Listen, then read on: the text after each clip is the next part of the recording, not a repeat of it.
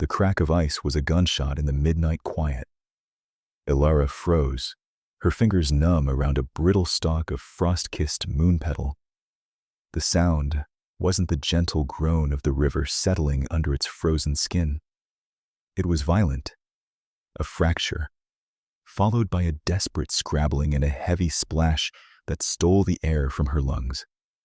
Her first instinct, honed by 3 years of solitude, was to retreat. The forest at the edge of the frozen cusp was not a place for curiosity. It was a place for survival, and survival meant minding your own business. Whatever had broken through the ice of the serpent's coil was likely large, panicked, and dangerous. But then came a sound that slipped past her defenses, a low, guttural whine of pain. It wasn't the cry of a deer or a boar. It was canine, a wolf. She told herself to turn back to her cottage, to the lonely warmth of her hearth. The wolves of the cusp were massive, territorial, and no friends to solitary humans. But the whine came again, weaker this time, and it snagged on something deep inside her, a foolish, bleeding part she thought she'd carved out long ago. The part that couldn't bear to watch something suffer alone. She knew what it was to be left to die. With a sigh that plumed white in the frigid air, Ilara abandoned her moon petal and pushed through the skeletal branches of the ironwoods, her worn leather boots crunching on the snow. The moon was a sliver, but the starlight was sharp and bright, reflecting off the snow and ice with a crystalline cruelty. She reached the riverbank and saw it. A wolf. But it was a creature born of nightmare and legend. It was enormous, its body half swallowed by the churning, black water where the ice had given way.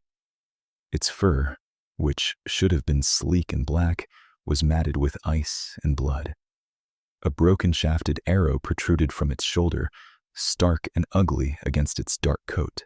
It was trying to haul itself out, its powerful front legs scraping uselessly against the jagged edge of the ice, its strength clearly failing. Her breath hitched. This was no ordinary wolf. This was a dire wolf, larger than any she had ever seen, a creature of the deep wilds. And it was dying. Every sane thought screamed at her to run, but her feet were already moving. She dropped her gathering basket and unwound the thick rope she used for hauling firewood, tied around her waist. She wasn't strong, not in the way of the shifters from her old life, the ones who could snap trees in half. Her strength was the wiry, stubborn kind, born of chopping her own wood and carrying her own water, day after lonely day. "Easy now," she murmured, her voice a low, placating thing she used for spooked rabbits. "I'm not going to hurt you." The wolf's head lifted. It turned to her, and even from 20 feet away she saw its eyes. They were not the yellow of a common wolf. They were a startling, intelligent silver, and they burned with a furious, desperate light. It let out a low growl, a warning that vibrated through the frozen ground. Its lips pulled back to reveal teeth like daggers. "I know," she whispered, her heart hammering against her ribs. "You want to tear me to pieces, but you'll be dead in minutes if you stay in there." She crept closer, coiling the rope. She needed to get it around his chest, under his front legs. It was a mad plan. He could lunge. He could pull her in with him. Her worn wool cloak would be a death sentence in that water. She saw the moment the last of his strength gave out. His head dropped, his body went limp, and only the snag of the ice shelf kept him from being swept under. There was no more time for caution. Ilara moved, her mind blessedly blank, her body acting on pure, unthinking instinct. She scrambled onto a low, flat rock overhanging the break, leaned out precariously, and threw the looped end of the rope. It missed. She pulled it back, her fingers stiff and clumsy with cold. The wolf didn't move. She threw it again, This time, it landed perfectly, sliding over his head and behind his shoulders. She pulled it taut. "All right, big one," she grunted, planting her feet. "Work with me." She pulled. The weight was immense, a dead, waterlogged anchor. Nothing happened. She braced herself, wrapping the rope around her hands until it bit into her skin, and leaned back, putting every ounce of her 120 pounds into the effort. The rope groaned. Her muscles screamed. For a terrifying second, she felt herself sliding toward the edge. Then, a flicker of movement from the wolf. His head lifted. Those silver eyes fixed on her again, but the fury was gone, replaced by a dawning, shocking awareness. He seemed to understand. He placed a massive paw on the ice and pushed. It was just enough. The combined effort broke the suction of the water. With a final, desperate heave, Alara stumbled backward as the wolf's torso slid onto the solid ice. He lay there, a mountain of black fur and shivering muscle, the black water pooling around him. He was out, but he wasn't safe. The cold would kill him as surely as the river. Getting him back to her cottage was a blur of exertion and whispered pleas. He was too heavy to carry, but he seemed to comprehend, leaning his weight against her as they staggered through the snow. He limped heavily, favoring the wounded shoulder, leaving a dark trail of blood on the pristine white. Each step was an agony for him. She could feel the tremors of pain that racked his body. Her cottage was little more than a single room, a stone hearth its heart, a small sleeping loft its only other space. It smelled of dried herbs, wood smoke, and solitude. She guided him to the worn bearskin rug in front of the hearth, and he collapsed onto it with a shuddering sigh. Only then, in the flickering firelight, did she see the full extent of the damage. The arrow was barbed and looked cruelly made. The flesh around it was already darkening, the veins standing out like black lightning. Poison. "Oh, you foolish, brave thing," she breathed, her hands hovering over the wound. This was her territory. Not the forest, not the river, but this, the quiet, desperate work of healing. In her old life, this was what had condemned her. Her knowledge of plants, of poultices and tinctures was deemed old magic, unreliable and dangerous by the pack's shifter healers who relied on their own rapid regeneration. They called her a hedge witch, a charlatan. When the alderman's son had died of a fever she'd been asked to treat, a fever already too far gone, they had called her a murderer. Her mate, Kian, whose face she now struggled to recall, had stood before the council and publicly renounced their bond.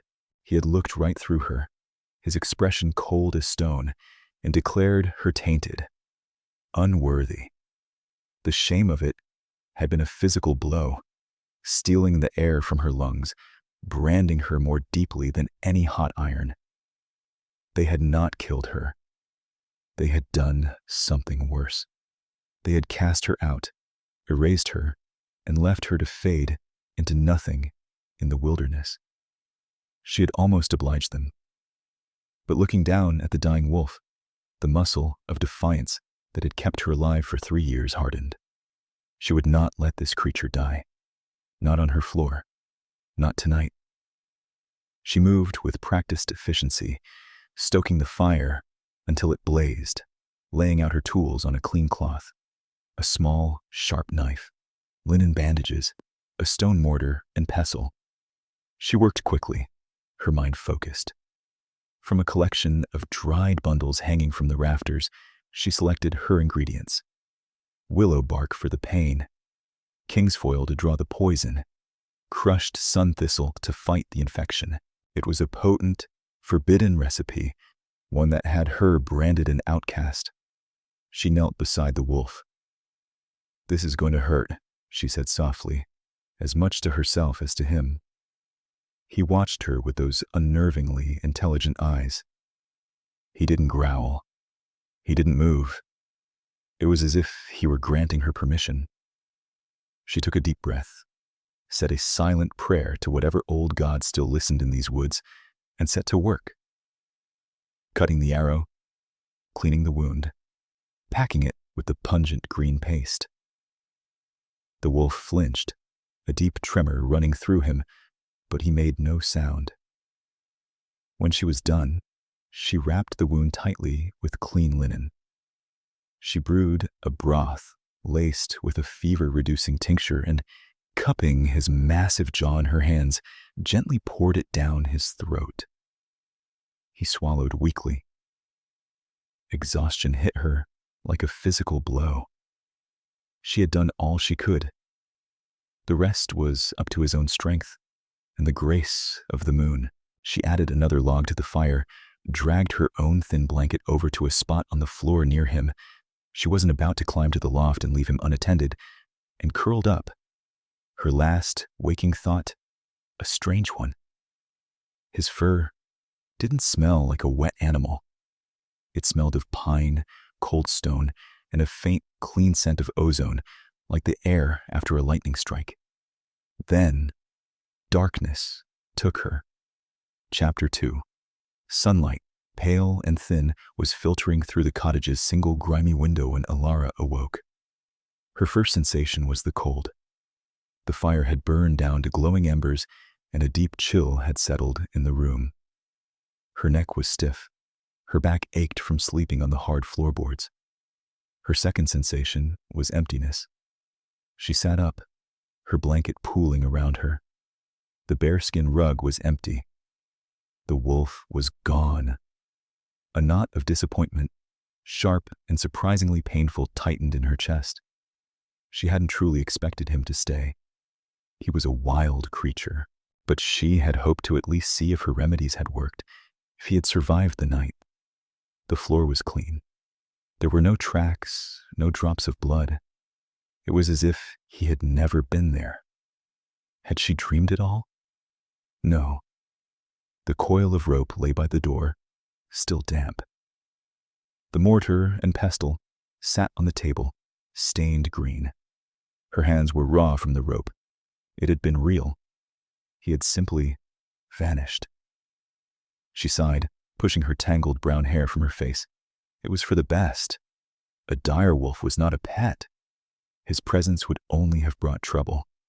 Still, the silence of the cottage felt heavier this morning, the solitude more profound. She stood, her joints protesting, and turned to add wood to the fire. And she stopped breathing. There was a man in her kitchen. He was standing by her small table, where the mortar and pestle sat. He wasn't there a second ago. She was sure of it. Her hunter's senses, the ones that had kept her alive, would have screamed a warning. But he was there now, as if he had materialized from the shadows between one heartbeat and the next. He was a big man, impossibly so. His shoulders seemed to take up the entire width of her tiny kitchen alcove. He was bare-chested, his skin pale in the morning light, and corded with the kind of muscle that wasn't for show, but for brutal function. A web of old, faded scars crisscrossed his torso, speaking of a life of violence. And on his left shoulder, stark and incongruous, was a fresh, clean bandage of white linen. Her bandage. Her eyes traveled from the bandage up to his face. It was a harsh, unforgiving face, all sharp angles and severe lines, framed by a mane of straight black hair that fell to his shoulders. A day's growth of dark stubble shadowed a jaw that looked like it had been carved from granite. But it was his eyes that held her captive. They were the same eyes as the wolf, a searing, piercing silver that seemed to look right through her skin and into the battered, hidden corners of her soul. They were not the eyes of a man. They were the eyes of a king. Fear, cold and absolute, washed over her. She knew who he was. Every shifter in the territories, from the highest born alpha to the lowest omega, knew of him. Kalen, the Alpha King of the Western Pax, a ruler forged in the crucible of the Unification Wars, a shifter of terrifying power and legendary ruthlessness who had bent all the disparate warring packs of the West to his will. His sigil was the direwolf, and he was standing in her kitchen. Her mind raced, frantically trying to piece it together. The wolf, the arrow, the size, the intelligence, the sheer presence of it. He was a shifter. He had been wounded in his wolf form, unable to shift back until the poison was purged and his strength returned. She had saved the Alpha King. The thought didn't bring pride. It brought a tidal wave of terror. This was a man whose lands bordered the territory of her old pack, a man who commanded armies, who dealt with lords and councils, not outcast hedge witches. His notice was a death sentence. To be seen by him was to be judged by him. He hadn't moved. He just watched her, his silver eyes unblinking, his expression unreadable. The silence stretched, thick and suffocating. She finally found her voice, though it was a mere whisper. Who are you? It was a stupid question, a desperate, foolish lie. He didn't seem to notice her pathetic attempt at ignorance. His gaze dropped to the mortar and pestle on the table beside him. He picked it up, his large, calloused fingers dwarfing the small stone bowl. He raised it slightly. You used king's foil, he said. His voice was a low, deep rumble, like stones grinding together. It was not a question. It was a statement. Ilara's blood ran cold. King's foil was the most damning of the herbs in her arsenal. It was rare, difficult to find, and its use was forbidden in most packs. It was considered unstable, its properties too close to dark magic. It was the primary herb she had been accused of using to kill the alderman's son. She swallowed, her throat dry. It draws poison. I am aware, he said, his tone flat. He set the mortar down with a soft click. His silver eyes lifted back to her face. The Assassin's Guild of the Shadowed Peaks favors manticore venom. It is fast-acting. It should have stopped my heart before the moon set. He paused, his gaze intense. It did not. She didn't know what to say. He wasn't angry. He wasn't accusatory. He was just stating facts, cold, terrifying facts. Assassins. Manticore venom. This was a world so far removed from her small, lonely existence that she couldn't comprehend it. She wrapped her arms around herself, a small, defensive gesture. You were dying. I was, he agreed. He took a step toward her. She flinched back, her hand flying to her mouth. He stopped immediately.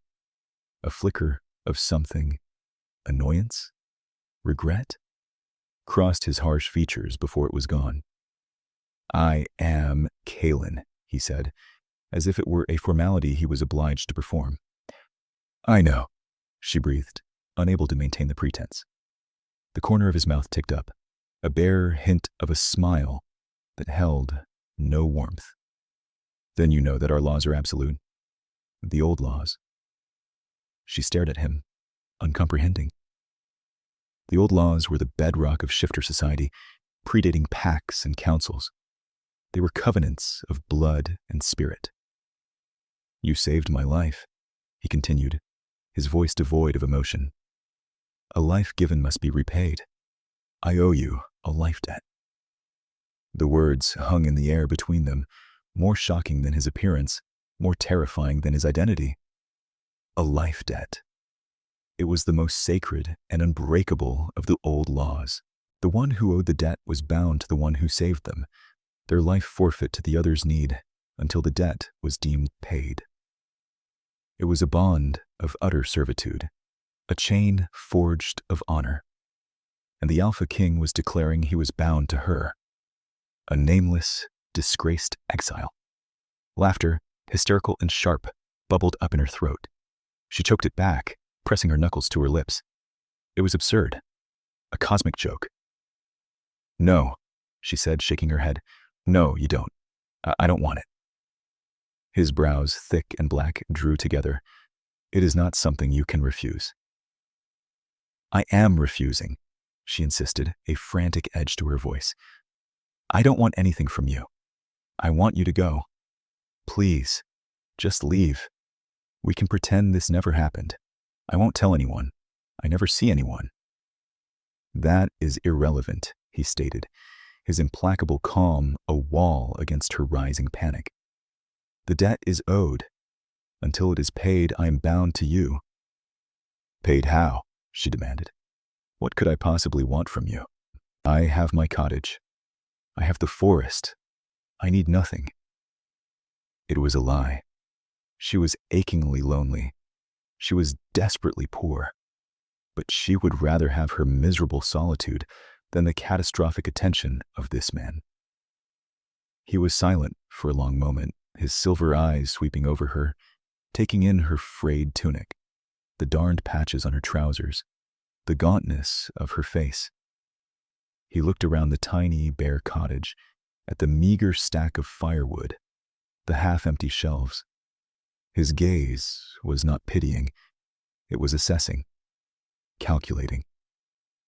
"That is for you to decide," he said finally. "When you have a need of me, you will ask, and I will fulfill it. Until then, my life is yours to command."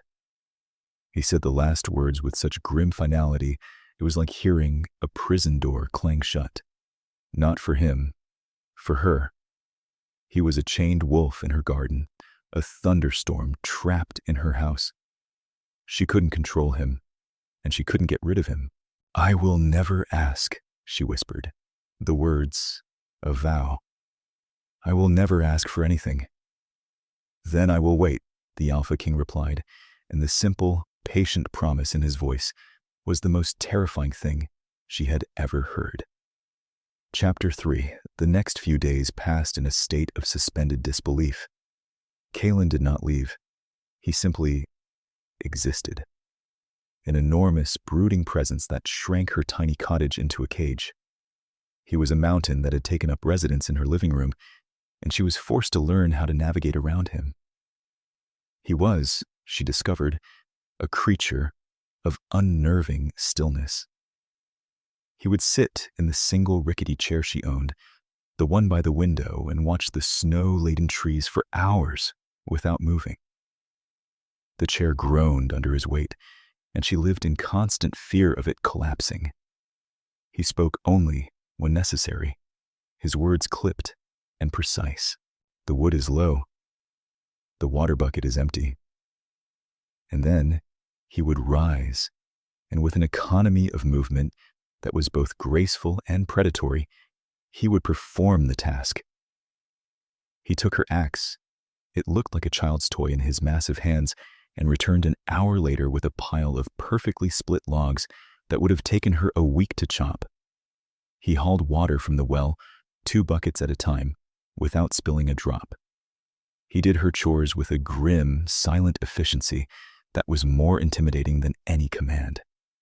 Elara tried to ignore him. She busied herself with her own routines, mending her clothes, sorting her herbs, preparing her meager meals. But it was impossible. He was always there, his silver eyes following her movements. She felt like a specimen under glass. She misread his silence as judgment. Every move she made, she imagined him critiquing it, the way she stirred her thin stew, the way she patched a hole in her tunic, the way she hummed softly to herself when she thought he wasn't listening. She had spent 3 years free from the scrutiny of others, and now she had the most powerful man in the world watching her every breath. The weight of his gaze was suffocating. She expected him to be disgusted by her poverty, by the simple, hard life she led. She waited for the scorn, the impatience, the inevitable moment when he would declare this farce over and leave. But it never came. One evening, as she was grinding dried berries for a sleep tincture, he spoke from his place by the fire. The flames cast dancing shadows across the harsh planes of his face. "The scars on your hands," he said, his voice a low rumble. "They are not from an axe." She froze, her hand stilling on the pestle. She looked down at her own hands. They were a roadmap of her life here, calloused and capable, but cross-hatched with a network of fine, silvery lines, old burn marks from careless moments at the hearth, and deeper, uglier scars from her work. "Herbs can be temperamental," she said evasively. Some of the plants she handled were caustic until prepared properly. "No," he said, his gaze unwavering. "Those are from frostbite, old injuries that did not heal cleanly." She snatched her hands back, tucking them into her lap. He was too observant. He saw too much. The scars were from her first winter in exile.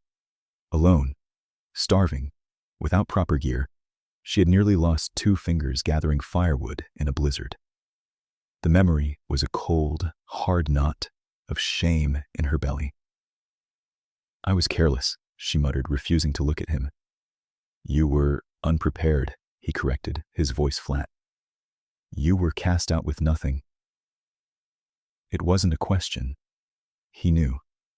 Or he had deduced it. The knowledge lay between them, stark and undeniable. He had seen the truth of her, not just the hermit in the woods, but the rejected woman who had been left to die. She waited for the pity, or worse, the contempt for her weakness. Instead, he said, "They were fools." The 2 words struck her with the force of a physical blow. She looked up, startled. His expression was grim, his jaw tight. There was no pity in his eyes. There was a cold, hard anger. It wasn't directed at her. It was directed at the nameless, faceless they who had done this to her. For the first time since he had arrived, she felt something other than fear. A flicker of confusion. A tiny, treacherous spark of warmth. No one had ever taken her side. No one. The fragile truce was shattered 2 days later. Alara was returning from checking her snares, a pair of scrawny rabbits hanging from her belt, when she heard voices near her cottage. Male voices. Rough and loud, laced with a casual cruelty that made the hairs on her arms stand up. Her heart leapt into her throat. No one ever came this deep into the cusp. She dropped into a crouch behind a thicket of snow-laden pines, peering through the branches. There were 3 men. They wore the dark green and gray livery of the Silverwood pack. Her old pack. She recognized one of them, a hulking, mean-spirited shifter named Boren, who had always delighted in tormenting those weaker than him. "Spread out," Boren was saying, his voice a gravelly bark. "Valerius wants her found. Said some tracker swore he smelled witch herb on the wind out this way." Valerius. The name was like ice water in her veins. Lord Valerius, the ambitious, silver-tongued rival who had orchestrated her downfall. The one who had whispered lies in the alderman's ear, who had fanned the flames of fear until they consumed her. Why was he looking for her now, after all this time? "What's she look like again?" another man asked. "Scrawny. Brown hair. Looks half-starved, probably," Boren sneered. "Won't be hard to spot. Just look for the pathetic one." Rage, hot and sharp, pierced through Alara's fear. Pathetic. That's all she had ever been to them. She had to warn Kaelin. If they found a strange man in her cottage, especially a wounded one, they would ask questions. Questions that could lead back to the Alpha King, revealing his moment of weakness to his enemies. His safety, she realized with a jolt, was now inexplicably tied to hers. But before she could move, the cottage door opened. Kaelin stepped out. He had pulled on his own dark trousers and boots, but he was still shirtless, the white bandage a stark beacon on his shoulder. He stood on the small porch, his arms crossed over his massive chest, and simply looked at the three men. He didn't speak. He didn't have to. The air crackled with sudden tension. The three shifters who had been swaggering in loud moments before froze. They were big men, bred for fighting, but they were utterly dwarfed by Kalen. His sheer presence was an overwhelming force, a palpable wave of power and authority that rolled off him and smothered everything in its path. It was the raw, undiluted aura of a true alpha, an alpha king. Boren, to his credit, recovered first, though his bravado was strained. "Who the hell are you? This is a private search on Silverwood land." Kalen's expression didn't change. His silver eyes were flat and cold as a frozen lake. "You are trespassing," Boren bristled. "We're on orders from Lord Valerius. We're looking for an exile, a witch. This is her hovel. Now stand aside." He and his men took a step forward, reaching for the hilts of their swords. Ilara's heart hammered against her ribs. Kalen was still recovering. He wasn't at full strength. 3 of them against 1 wounded man. Kalen uncrossed his arms. The movement was slow, deliberate. "She is under my protection," he said, his voice quiet, yet it carried with absolute authority. "Leave, now." Boren laughed, a short, ugly sound. "Protection? From who? You?" He drew his sword. "We're not leaving without the witch." He lunged. What happened next was too fast to follow. Kalen moved, not like a man, but like a shadow, a blur of deadly motion. He sidestepped Boren's clumsy charge, his hand shooting out to grip Boren's sword arm. There was a sickening crack of bone. Boren screamed a high, thin sound, and his sword clattered to the snow. The other 2 men charged, roaring. Kalen didn't even look at them. Still holding the whimpering Boren, he kicked out with one leg, a powerful sweeping motion that caught the first man in the chest. The shifter flew backward as if hit by a battering ram, landing in a heap 10 feet away, unmoving. The third man hesitated for a fatal second. Kalen released Boren, who crumpled to the ground clutching his ruined arm, and closed the distance in a single step. He didn't use a weapon. He used his hands. It was brutal, efficient, and over in seconds. He left the third man groaning on the ground, his face a bloody mess, and turned back to the whimpering Boren. He crouched, grabbing a fistful of Boren's tunic and hauling him close. "Go back to your Lord Valerius," Kalen growled, his voice a low, terrifying predator's rumble. "You tell him the woman he seeks is claimed. You tell him that if he or any of his dogs ever set foot in these woods again, I will burn his entire pack to the ground." He shoved Boren away. The terrified shifter scrambled to his feet, helped his barely conscious companions, and together they fled into the forest, casting panicked looks over their shoulders. Silence descended once more, broken only by the whisper of the wind in the pines. Kalen stood over the churned, blood-stained snow, his chest rising and falling heavily. He turned, and his silver eyes found Ilara's where she was still hidden in the trees. He held her gaze for a long moment. There was no triumph in his expression, only a grim weariness. Then he staggered, one hand going to his side. She saw it then. A dark stain was spreading across the waistband of his trousers. One of the men had gotten a lucky cut in with a dagger. He had reopened his own wounds. He had defended her. He, the Alpha King, had been injured protecting her. The outcast, the pathetic one. Forgetting her fear, forgetting everything but the dark stain spreading on his skin, Ilara ran from the cover of the trees toward him. Chapter 4. "Sit," she ordered, her voice sharp with an authority she didn't know she possessed. To her immense surprise, Kalen obeyed. He lowered himself onto the edge of the cottage porch, his movements stiff. A low grunt of pain escaped him as he settled.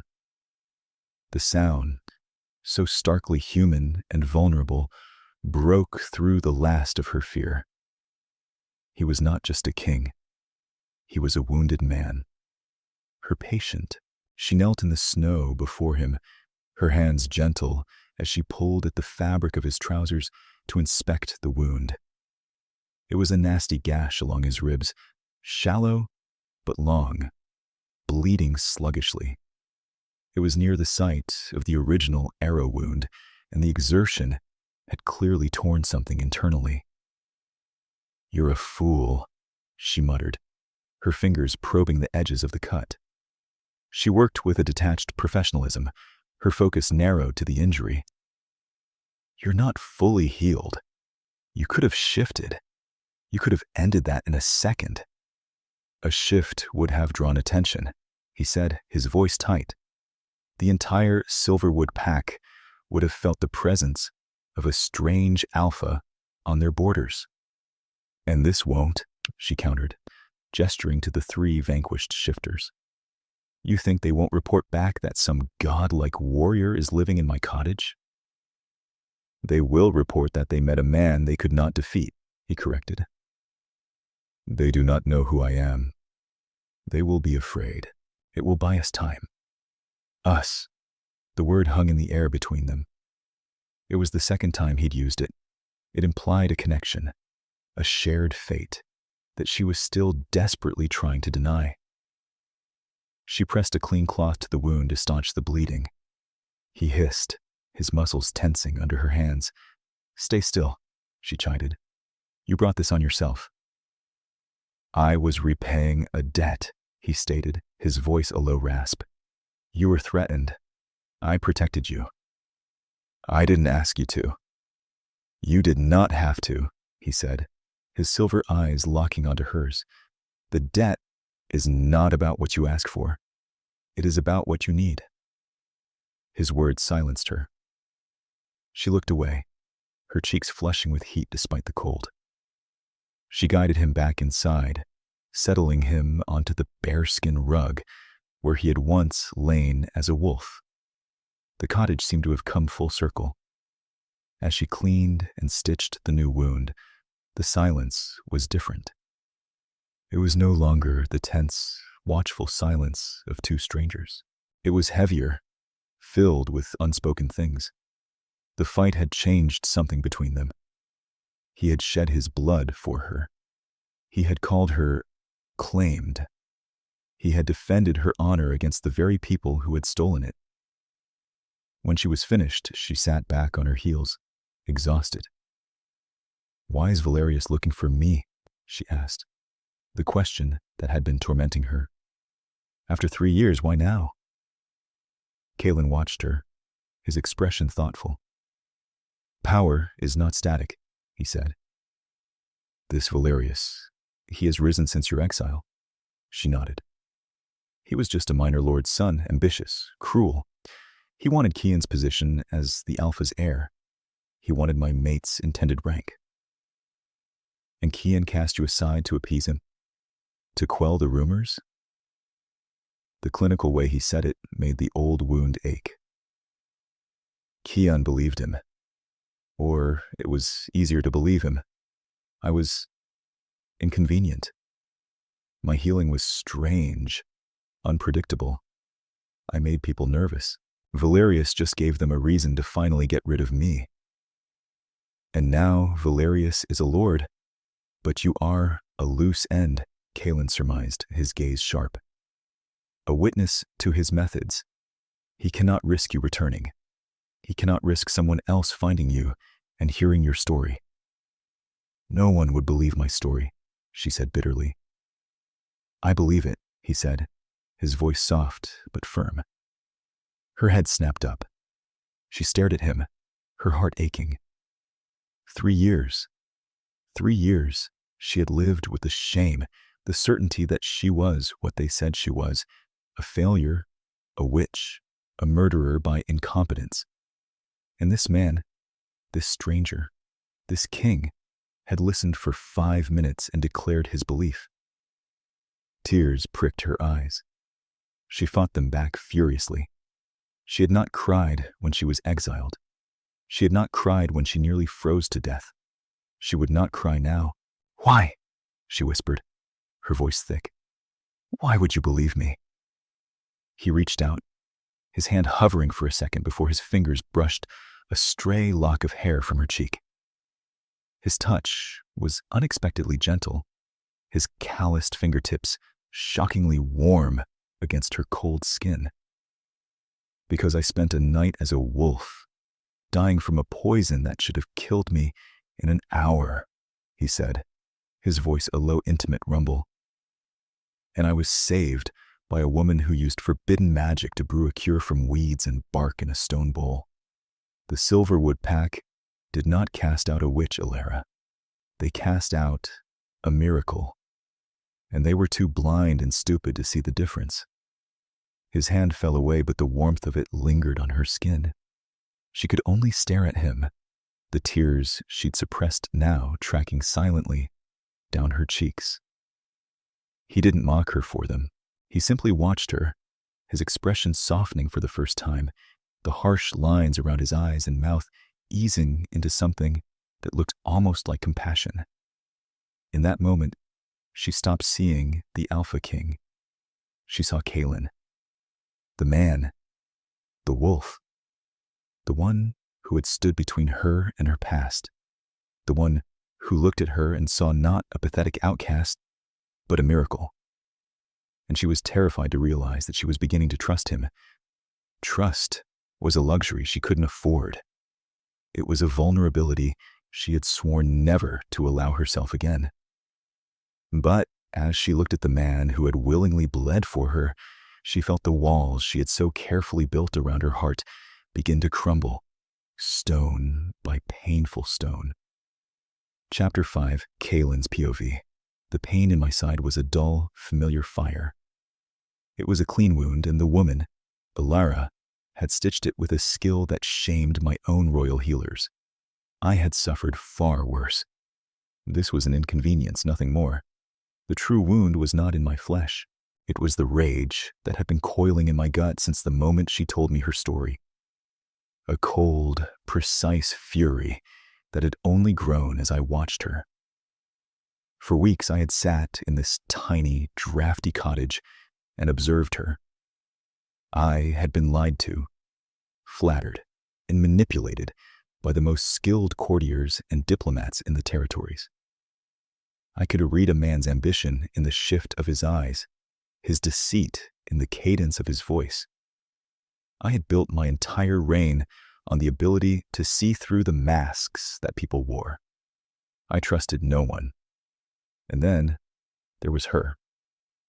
Elara wore no mask. She was as raw and real as the winter landscape outside her window. I saw the fear in her, the deep, abiding terror of a prey animal that has learned to expect the predator. But beneath it, there was a core of resilience that fascinated me. It was in the efficient way she split firewood, the quiet focus with which she tended her herbs, the stubborn set of her jaw when she thought I wasn't looking. She was not pathetic. She was a survivor. Her pack had not just exiled her, they had tried to unmake her. They had taken her name, her mate, her home, her worth, and thrown it all away like garbage. They had left her for the wilderness to devour, and the wilderness had not devoured her. She had become a part of it. She had learned its secrets, its language of root and leaf, and she had used them to survive. More than survive. She had used them to save me. When those 3 Silverwood dogs had appeared, reeking of arrogance and petty cruelty, and spoken of her with such casual contempt, I had felt an unfamiliar surge of possessive fury.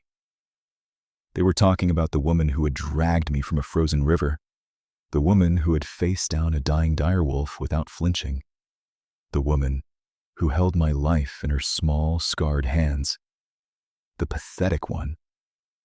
The insult had been a physical spark against my skin. My wolf, a beast of pure instinct and dominance that I had kept chained for years, had snarled in my mind, demanding to be let out, to tear them apart for their insolence.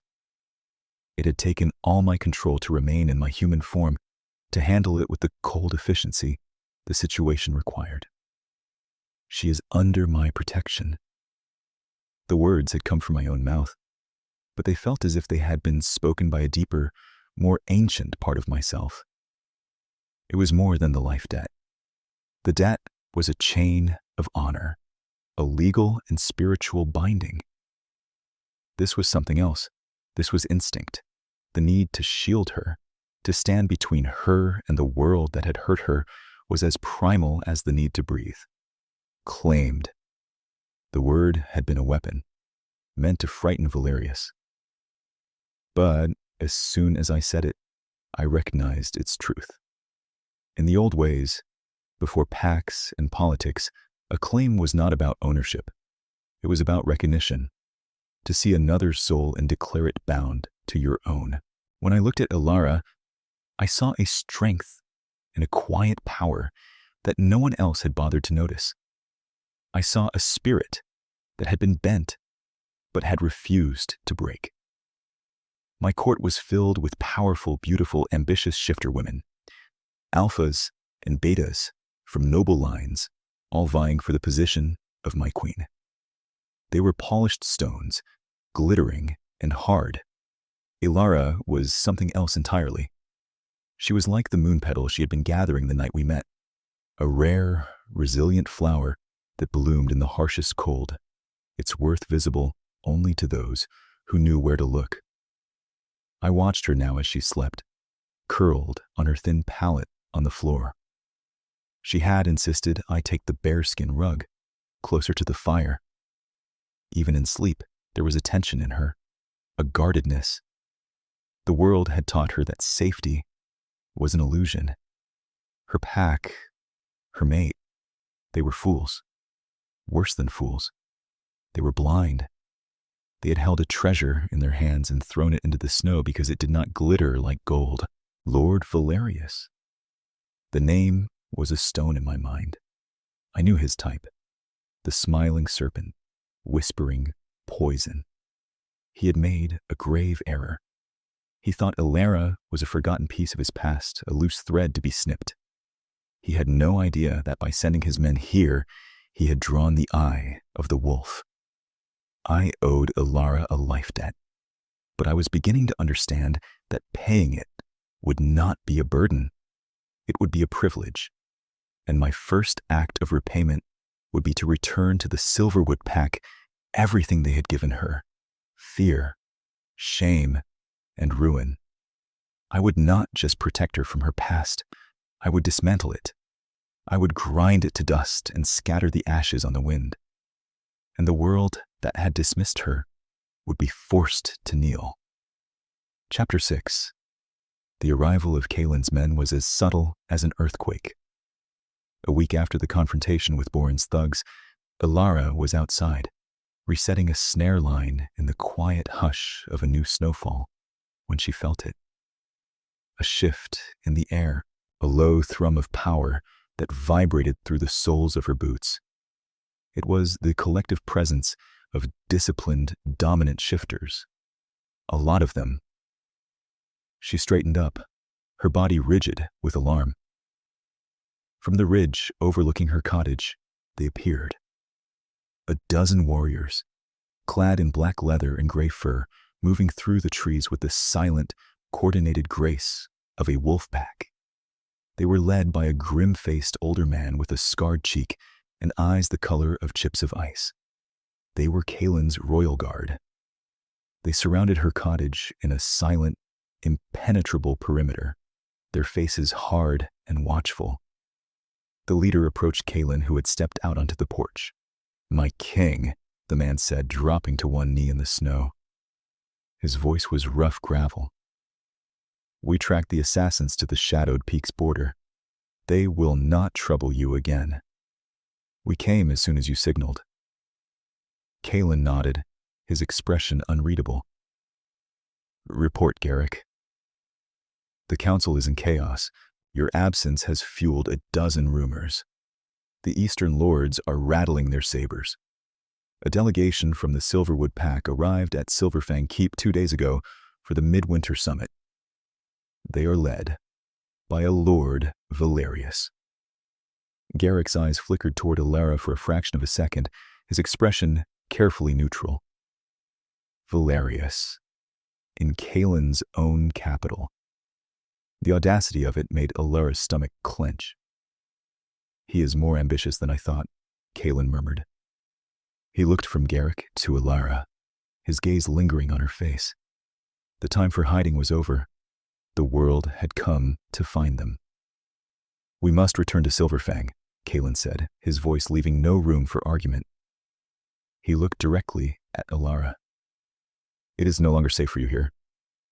She knew he was right. Valerius would not give up. He would send more men. Better men. Her quiet life was gone forever. The thought was a sharp, piercing grief. This small cottage, this lonely forest, it had been her sanctuary. Now it was just a trap. She started, but the words caught in her throat. Where would she go? What would she be? A hanger-on in the king's court? A charity case? A living symbol of his debt? The thought was humiliating. Kalen seemed to read her mind. "You will not go as a supplicant," he said, his voice low and firm, for her ears only. "You will go as my guest, under my personal protection. No one will harm you." His promise was a shield, but it was also a cage. She looked at the ring of silent, deadly warriors. She looked at Kalen, his face set in the grim lines of a king returning to his throne. She had no choice. She had never really had one, not since she'd pulled him from that river. "All right," she whispered. Packing was a simple affair. She had few possessions. Her herbs, her mortar and pestle, a change of clothes, her mother's small carving of a forest bird. She wrapped them all in her spare blanket. As she moved around the small space, gathering her life into a single bundle, her heart ached with a sense of loss that was profound. This place, which had been her exile, had also been her home, the only place she had ever truly been herself. When she was ready, she stepped outside. Kalen was waiting. One of his guards led forward, a beautiful gray mare, its breath pluming in the cold air. It was for her. She looked at her cottage one last time, a tear freezing on her cheek. Kalen's hand came to rest on her shoulder. It wasn't a gesture of pity, but of solidarity, of understanding. "A new life, Alara," he said softly. "Not an end to the old one." She wasn't so sure. The journey to Silverfang Keep was a blur of snow-covered forests and windswept plains. They rode hard and fast, Kalen at the head of his guard, Alara riding beside him. The guards treated her with a formal, distant respect. They were their king's men, and he had made it clear she was to be honored. But she could feel their curiosity, their unspoken questions. Who was this strange, common woman who rode beside the Alpha King? As they traveled, she saw a different side of Kalen.